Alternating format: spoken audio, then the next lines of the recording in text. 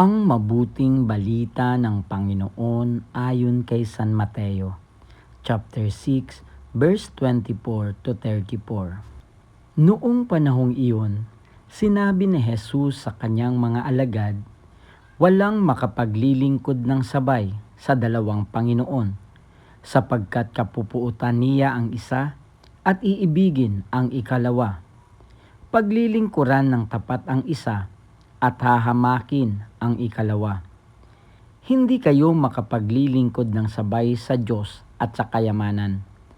Kaya't sinasabi ko sa inyo, huwag kayong mabagabag tungkol sa pagkain at inumin na kailangan ninyo upang mabuhay, o tungkol sa damit na kailangan ng inyong katawan.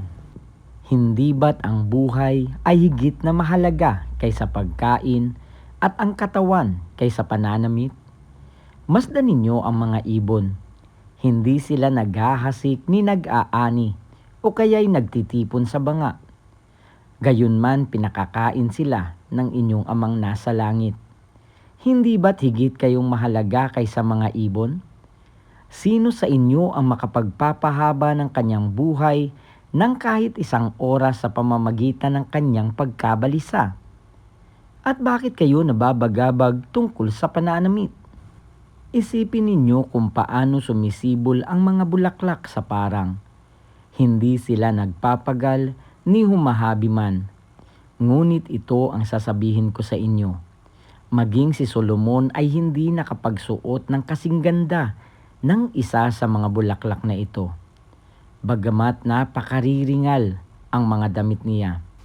Kung ang mga damo sa kabukiran na buhay ngayon at kinabukasay iginagatong sa kalan ay dinaramta ng Diyos, kayo pa kaya? Kay liit ng pananalig ninyo sa Kanya. Kaya't huwag kayong mabalisa tungkol sa inyong kakanin, iinumin o daramtin, sapagkat ang mga bagay na ito ang kinahuhumalingan ng mga taong wala pang pananalig sa Diyos. Alam ng inyong amang nasa langit na kailangan ninyo ang lahat ng ito. Ngunit pag sumakita ninyo ng higit sa lahat, ang pagharian kayo ng Diyos at mamuhay ng ayon sa kanyang kalooban. At ipagkakaloob niya ang lahat ng kailangan ninyo. Kaya huwag ninyong ikababahala ang para sa araw ng bukas. Saka na ninyo harapin kapag ito'y dumating. Sapat na sa bawat araw ang kanyang mga suliranin. Ang mabuting balita ng Panginoon. Pinupuri ka namin, Panginoong Hesukristo.